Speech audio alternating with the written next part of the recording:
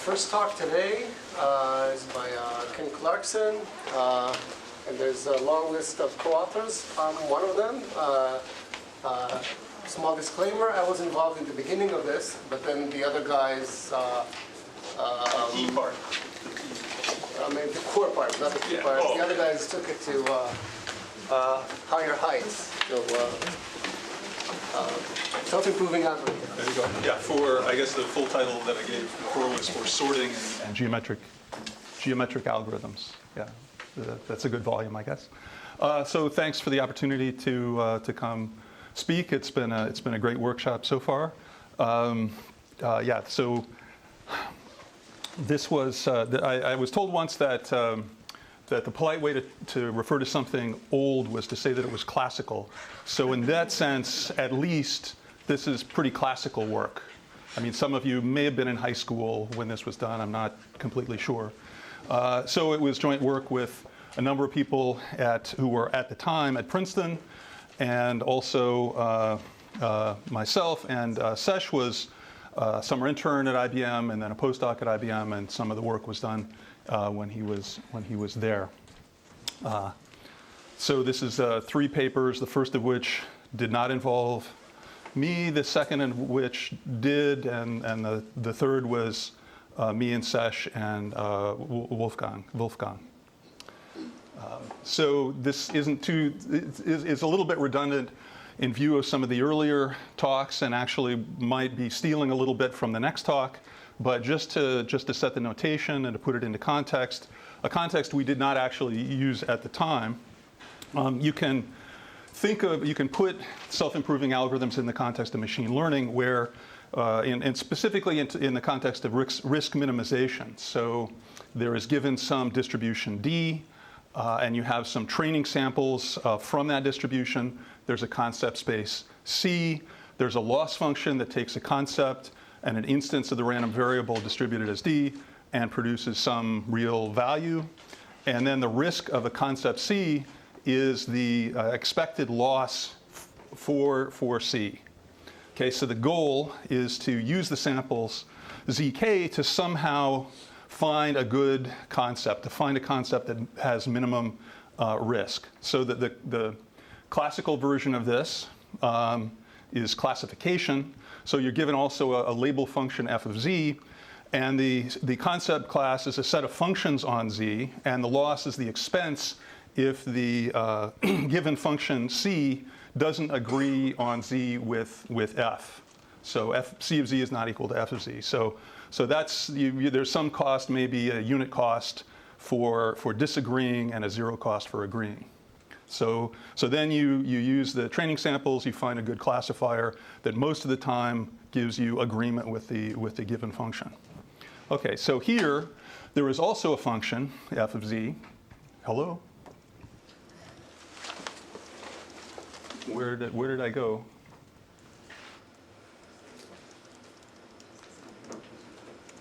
Did I step? No, it's HDMI, so did I step on something?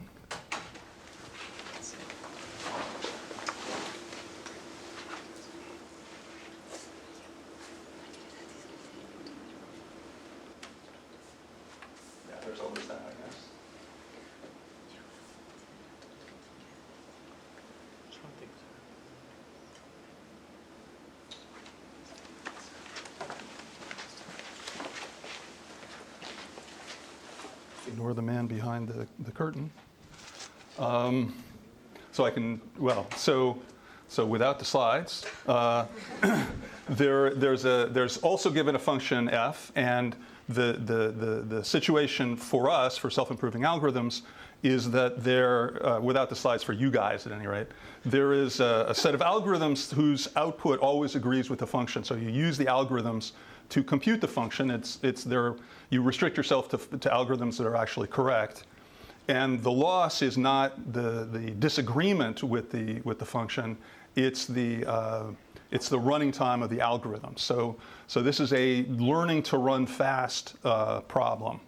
So I think I should play around with something here at least to. Warming up over there. So rebooting the system. Let's just Okay, well. I was talking to somebody yesterday about progress bars and how they were difficult to implement, but we'll see how realistic this is. So is Cliff Stein here? No? Okay. I wanted to take the opportunity to insult Cliff Stein, but I guess I can't do it. So, what? Even better time. Yeah. So, Cliff, you sit on a throne of lies. That's because in his talk, for those of you who are, he insulted the organizers. He engaged in random insulting behavior. So. Okay, please ensure that you're, so I'll do that again. Oh yeah, can I?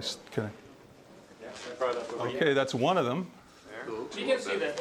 Okay, so I think the difficulty probably is that I stepped on the HDMI cable, which, where the other thing doesn't get. Cliff's revenge. Yeah, Cliff's revenge, okay. So it will come up in the center? Okay. Right, in the meantime, yeah, so that was like 20 minutes that took, so I'll have, okay. So self-improving algorithms is doing machine learning, but as Avram said, as Nikas had mentioned also, or talked about actually, it's not for the purpose of training a classifier, it's for some other performance measure, and in our case, it's for running time. Okay, so how do you use these training samples effectively? In the classification setting, you basically use the training samples as a proxy for the distribution. You use the average over the average of the loss over them as an approximation to the expected loss. So that can be helpful, and I think the next talk actually makes serious progress on that kind of approach.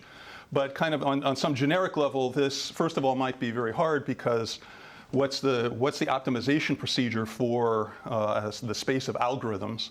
And second, if you strictly try to do as best you can on the training samples, that's probably going to be table lookup as the fastest possible way to run on the training samples. So in that sense, you might be overtraining. Okay, so the strategy here, going back to Nir's work that included Nir, is to instead not use empirical risk minimization, but to find a lower bound on the best possible running time, find what the value of the minimum risk can be, and then construct an algorithm that provably achieves that minimum risk up to a constant factor. So a certain amount of the question here, of the work here, is just to find the right conditions on the concept class C, the set of algorithms, and on the probability distribution of the inputs that will make this kind of approach possible. So what was looked at in the course of these various papers was, first of all, sorting. Second of all, L'anne triangulation. So there's an input set of points, and then there's a triangulation put on connecting all of those points together. And then the convex hull of the set of points, and as I did by construction in this case, the convex hull is actually a subset of the L'anne triangulation. And we look in particular at the upper hull, so just the kind of the upper part of that thing, the concave part of the convex hull. But easily it's, the full general case is reducible to this, of course.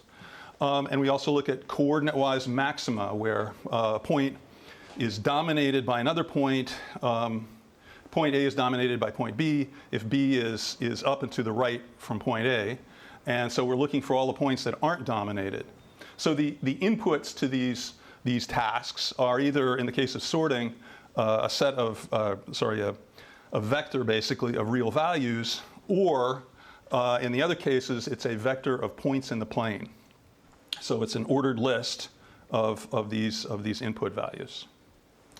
So these are all combinatorial problems. Their outputs are all combinatorial. It's the permutation that gives something that's sorted, the graph that connects these vertices, the sequence of points on the upper convex hull, or in sorted order, or the vertices in order of the convex hull, the upper convex hull, if the coordinate-wise maxima.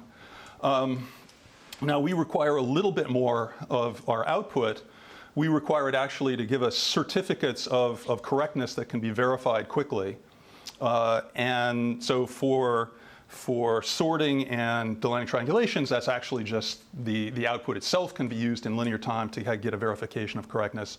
But for the others, it requires a little bit more. So in the case of coordinate-wise maxima, you not only have the sequence of maxima in sorted order, you also get, for each point that is dominated, some witness point that actually dominates it. So then the user of this computing service, so to say, can go through and verify that they got the correct output in linear time. So this is mainly, I guess, a way of getting into the picture of the output, making explicit the kinds of things that any correct algorithm has to do implicitly. So a correct algorithm has to, in effect, construct a proof of the correctness of its output, and this just makes that more explicit and allows us to kind of, in a sense, get credit for it. Okay, so the algorithms that we're going to consider, first of all, polynomial space, let's say, and not too many training samples. And we want them to be correct on all inputs, even inputs that might, in this particular distribution, have probability 0. So that pretty much says that the work that we're going to do has to be linear in the number of input values or points. And, or at any rate, we're going to allow ourselves O of n time in these algorithms in general. So the main restriction on what we do here is that the key operations that the algorithms will do on the data are comparisons. So is this value greater than that value? Is this point to the above or below a given line? That kind of thing. Okay, so looking at comparison-based algorithms, for one thing, it means that the algorithm is determined by, and this is one of the conditions that we have, if it's not already there really, is that the output is determined by the sequence of comparisons that are done in the course of the algorithm. So there's you could think of it as some bit string compseq of CZ that gives you the sequence of comparisons done by the algorithm C on the input Z. So that says that the work is going to be at least linear in the input size and linear in the number of comparisons, and we'll consider algorithms that basically are O of those quantities. And we actually can allow a pretty broad category, pretty good variety of possible comparisons. Although I think we in some sense do some restrictions in the geometric setting, that we use some fairly natural ones that it's not. I'm not sure that we could handle a situation of arbitrary input polynomial or arbitrary polynomial that we then do a comparison against. So since Near and Sesh are here, they can actually verify that that's a correct statement. But yeah. Just to make sure I'm understanding, right? Okay. There's some probability distribution on the inputs. Yeah. And you get samples from it, and your objective is to get an algorithm with the best running time possible in expectation. Yeah. Yeah. Over the same probability. Yeah. Okay. Yeah. So that's exactly the risk minimization problem. Okay, yeah. Just restating. Yeah. No, it's fine. Yeah. Okay. Is any? I'm not sure when you can reconnect if I've lost you at this point, but so there was conditions on the outputs, and now have some conditions on the algorithms. The main one of which is this thing of being comparison based, and the main sort of fact about being comparison based that we use, I think, is that a single comparison sort of by its nature only gives you one bit of information. So sort of fairly trivial in that sense. But that does imply a kind of lower bound on running times. So the input is a random variable. The input Z is a random variable. The output F of Z is a random variable. And the F of Z can be reconstructed using the algorithm and the sequence of comparisons that it does. So that says that the sequence of comparisons is, in that sense, an encoding of the output that could be sent over a communication channel. So by Shannon's theorem, the expected length of that sequence has to be larger than the entropy of the output. So there's a lower bound on the work that is done by these algorithms, which is that they have to be linear in the input size and also do work proportional to the entropy of the output. So you're looking at me funny, but No. okay. Okay, so there's a truly classical example of a comparison-based algorithm that has that kind of lower bound and therefore, and also has that kind of upper bound, which is entropy optimal search trees. So here there are some sorted list of values that are given and some function which maps a given real value to, let's say, the jth interval of that sorted list that contains that value. And for each one of those, there's some probability that the real value will fall in that interval. And so there, this quantity j, the jth interval, f of z, has an entropy. And any comparison-based algorithm has to do work basically proportional to that entropy. And of course, this is satisfied by entropy optimal search trees, Kurt Melhorn in 1975 showed how to find them efficiently for a given input. So here's kind of a prototypical, entropy optimal algorithm where the lower bound is the entropy of the output and the upper bound can be achieved by a certain class of search tree. Okay, finally, I think conditions on the distribution of the inputs, and this is maybe one of the more questionable or difficult restrictions, which is that we require each of the input quantities. So a given input instance is some z, but z is a sequence of values or points x1 up to xn. We require that xi have its own private probability distribution and the probability of and that it's independent of the other xi prime. Okay, so you have x1, in the first instance, x1 is generated in some random way. In the next instance, x1 is generated in the same random way, and so on and so forth. So this is it sounds a little funny from some more general point of view, but it is it's fairly natural, and yet at the same time, it's maybe more restrictive than we would really like. But one thing is that these distributions don't have to be identical. They don't have to be known. They don't have to be discrete or continuous. They can be really quite arbitrary up to the fact that we have this independence. Okay, and the basic reason for this restriction is that if we don't have it, then in some there's families of distributions such that we can't have a running time which meets the entropy lower bound unless we use exponential storage. Okay, so essentially there's too many possible different probability distributions that we might have to look at if we don't restrict ourselves to product distributions. And among all of those, there can't be too many different algorithms where the specification of the algorithm includes the bits that are stored for the algorithm. So it's just a counting argument that leads to this lower bound. Okay, so what was actually done in this work? Given all of these various conditions, we do find algorithms that, with the exception of convex hull, do this optimal work, linear in the input size and in the output entropy. They take quadratic training instances, n-squared training instances, and n-squared storage. It's not quite as bad as that in terms of the training instances and storage. There's a nice trade-off that for any alpha, you can have n to the 1 plus alpha training instances and storage, and pay a constant factor of 1 over alpha in the work that you do for that purpose. In that setting. So if alpha is 1/10, then you're doing 10 times the work, but suddenly, now your space and your training samples are really a little more, quite plausibly manageable. Yeah.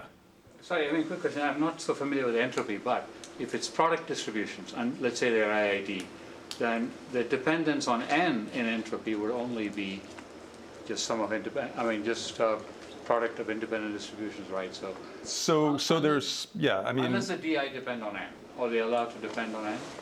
No. No. No. So there will be cases where we just add up the entropies of quantities and get the entropy of some joint distribution because we know that we have independence. But then you would only get an n there, linear n. I mean, if they're IIDs, you just get linear n. Yeah, please. So it's the entropy of the output. The output is a permutation. So that's your Yeah. sorting.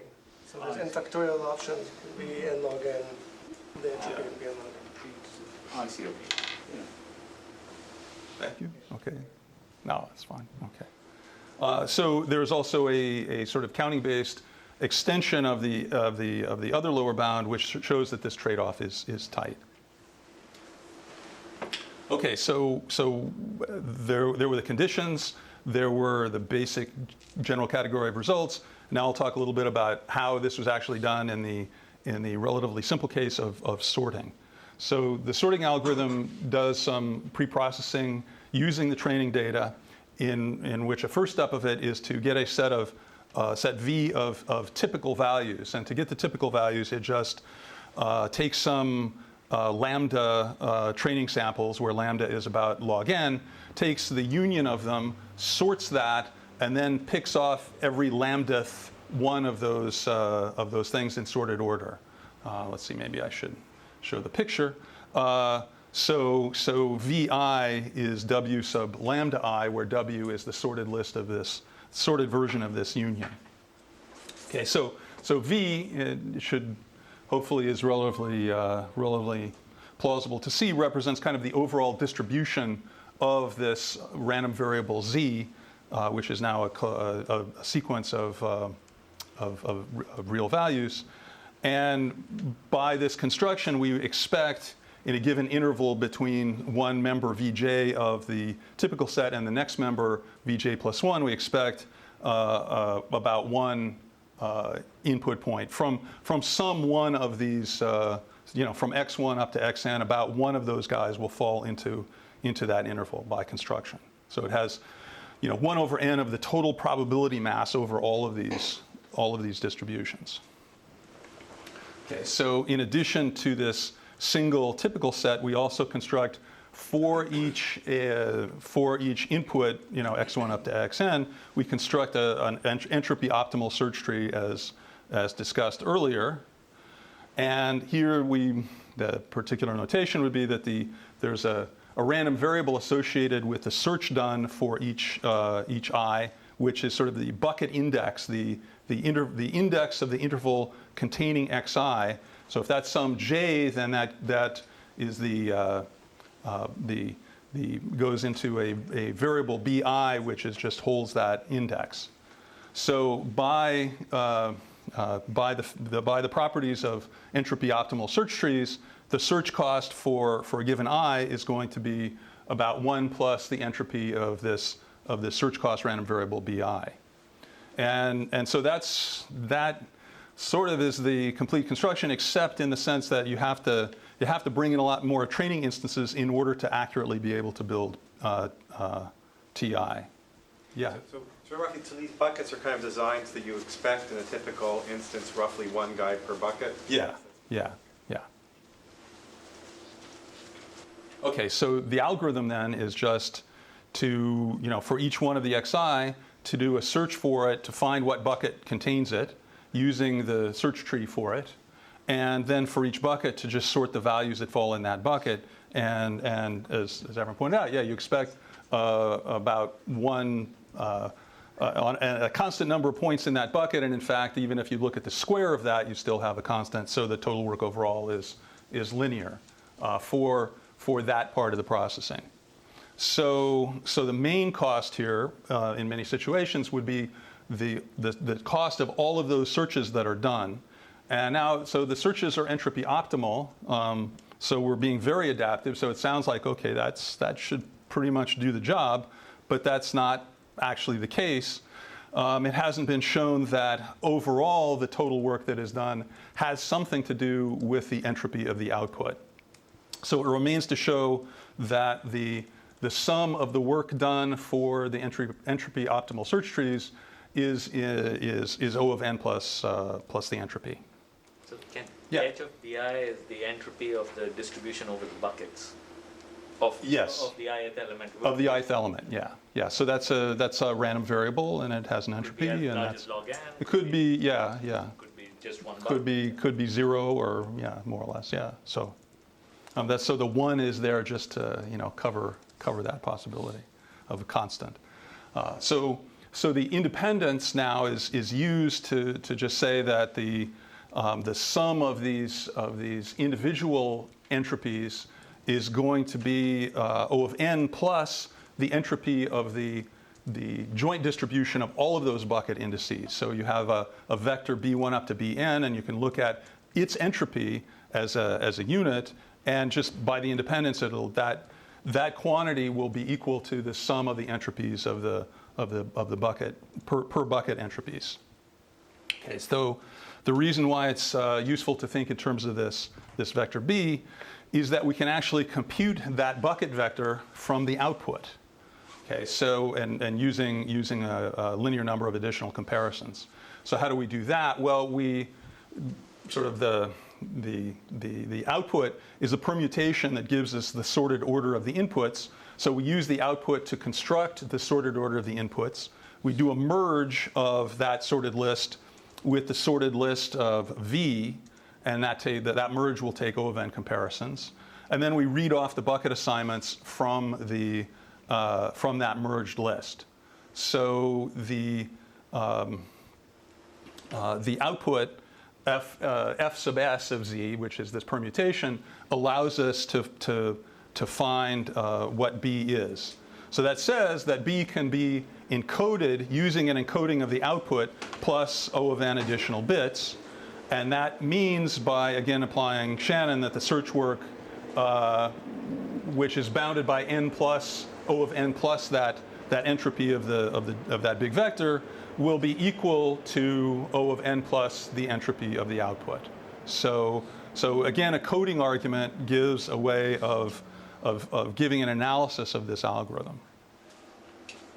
Okay, so I guess I'll 15 minutes because of or yeah, at least, so okay, I don't know. Okay, so 5 minutes less for your coffee.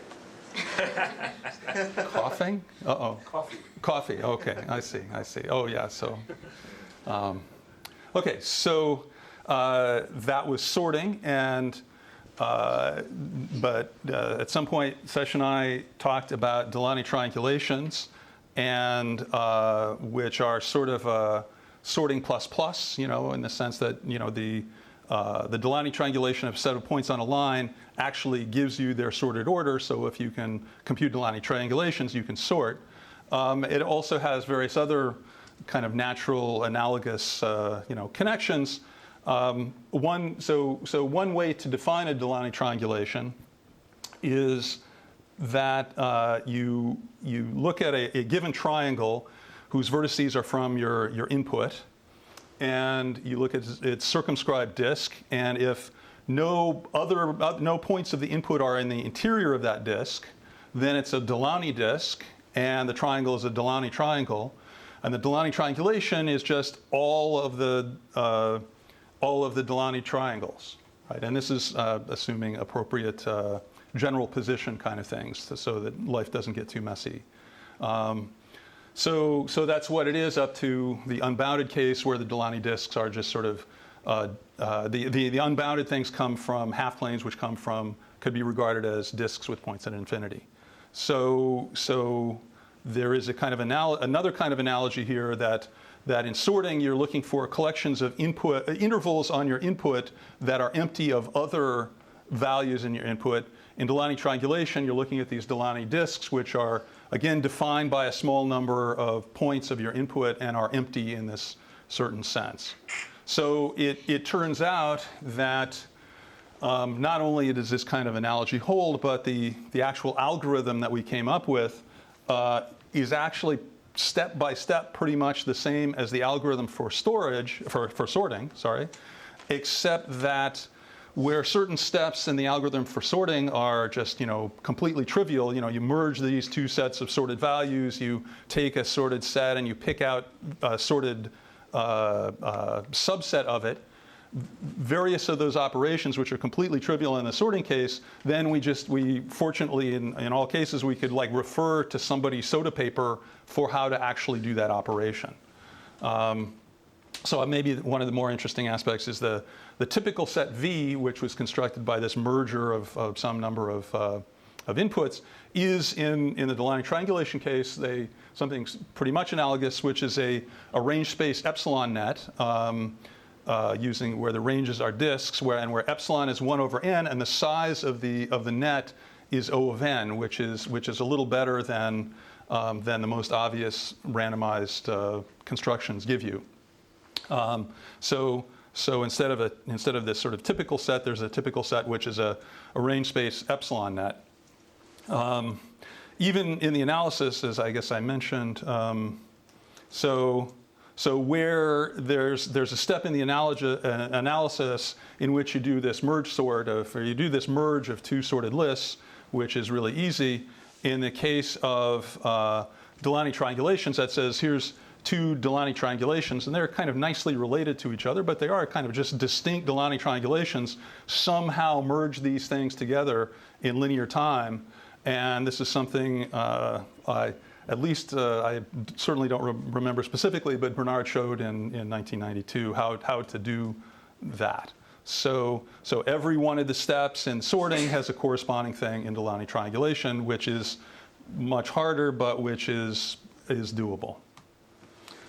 So there was the first work on sorting, then some work on L'anne triangulations, and then session I talked about the possibility of doing what is actually in general is the most trivial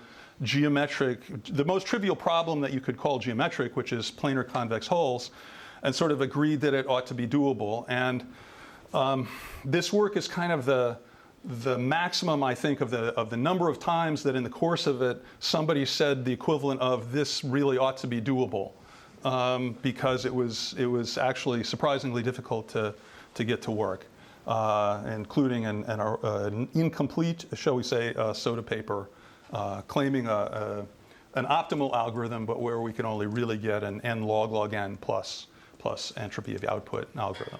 So why is this hard?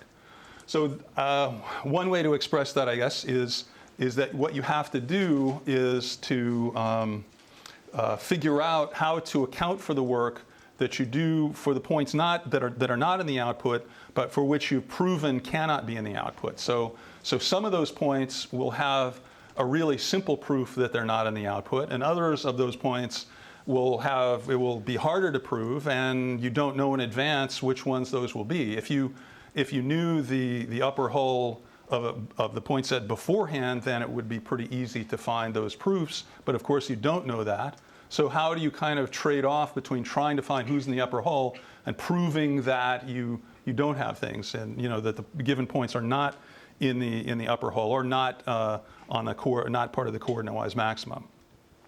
Okay, so we have a few examples of kind of the funny things that can happen. Suppose you have half your points are constant. They're singleton distributions. They're just some fixed points x1 up to xn over 2 that form an upper hole. And then the remaining points are, each one, of course, is chosen independently, but they're chosen independently to go in one of n over 2, maybe I can use the cursor, one of these n over 2 points here. So classical balls into bins, roughly speaking, you have a random permutation just below this upper hole. Okay, so because of this situation, there's an easy proof that all of those points, all of that second half of the point set is not in the upper hole. Namely, they're all below this line segment from x1 up to xn over 2. So you shouldn't do you should do constant work for each one of those points, because there really is a quick proof that they're not on the upper hole. And this is also an example of output sensitive algorithms which take n times the log of the hole size, they don't, they're just n log n here. There are instance optimal order oblivious convex hull algorithms where you're given the points as a set, and you don't have, even in the sense that we have, a kind of sorted order on them. Points don't have an individual identity as they do for us, and you don't do any pre-processing or storage. Those also would take n log n time for this case. Randomized incremental algorithms would take n log n for this case, and so on. So this is a particular point set where, in our risk, running time minimization, risk minimization framework, it should be easy. And in fact, and so we somehow have to make sure that we don't do any kind of extra work and sorting on those bottom half points.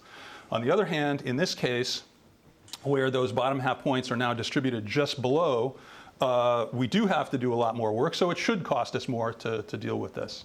Yeah. If I understand this right, in order for the n log n additional term to make it not optimal, the output entropy must be smaller than n log n. Yeah. Which means the distribution must be such that the convex hull is a constant number, a few points, not the full sort of n points. No, well, so we're including in the output these certificates, these witnesses, and even the convex hull size. It could be a triangle, and yet it could be hard to prove for the remaining points. I mean, it could be hard to find the proof that the remaining points are not in the convex hull. So it's hard to say exactly. Maybe that's not quite the right example, but I mean, it's not simply a function of the number of points of the convex hull, because there is this additional output to give the certificate. The difficult case you're pointing out has a lot of points on the convex hull. This case, which is not, I mean, you can have any kind of distribution of point. You could pick, these are just constant points. You could pick constant points however you wished. So it's not only a function of the output size, or the number, or the output size is a little different for us, but it's not only a function of the number of vertices of the convex hull or something like that. If I can just add, I mean, in this case, the permutation of the points of the output is fixed. So the entropy here is actually just constant, because there's only one possible output, even though the number of points is a lot. Yeah. The order of the points is fixed. Yeah. Thank you. Yeah. So I don't know if Ding should be here, or Bernard. I don't know.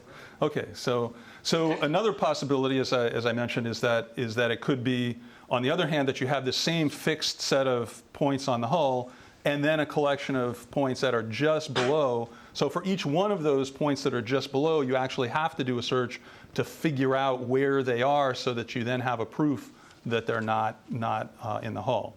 Another sort of funny thing that can happen is a situation where X1 has two possible positions, 50-50 chance of being in this lower position or in this upper position, and ditto for Xn over 2. And so there's the property of being a hull point, of a given point being a hull point, is very much conditional on just what happens with those 2 points.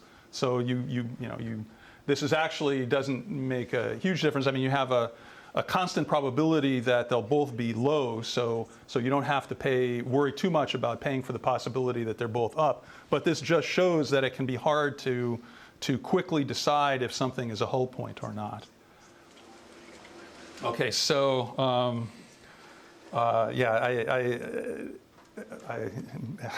I feel like I want to say that I don't have time, but I'll try to describe some idea for how the algorithms for maxima and hull work.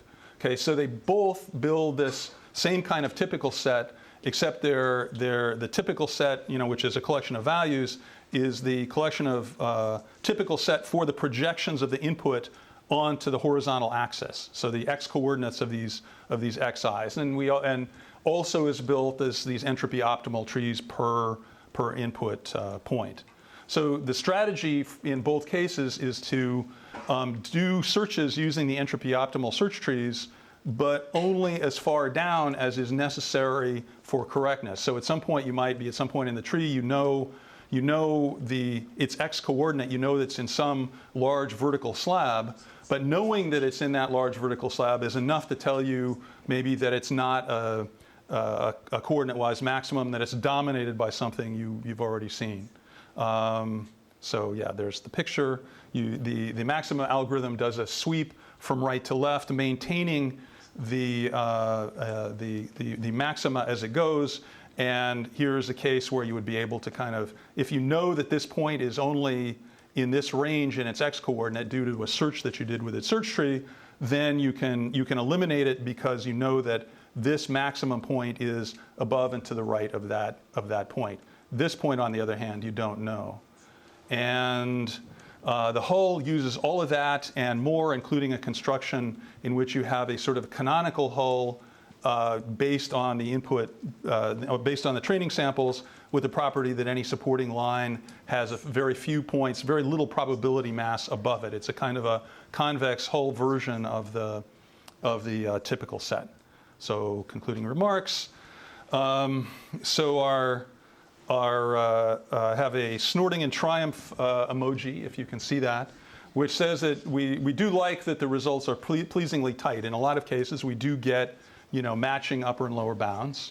We have tears of disappointment and relief, and the monk scream that there's not enough bang for the buck here. So this was all in the service of shaving a log factor. So we build these complicated data structures, we do this complicated stuff, and we get rid of a log factor in our algorithms. So I think that explains partly why this work is classical, and not doesn't have so many follow-ups, although I guess it has more than I've been aware of. Particularly in these geometric cases, you're doing a lot of work for that. It was interesting, certainly for me personally, to learn of and to some degree to be involved in these coding arguments. And then there's that sort of natural questions of can we impose stronger conditions that make life a little easier in terms of getting these algorithms? Are there broader conditions that still allow us to get some kind of interesting results? So that's it. Thanks for your attention.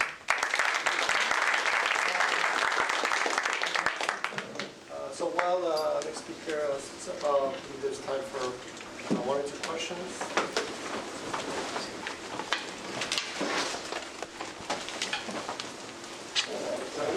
I guess one thing, maybe this will connect with the next talk.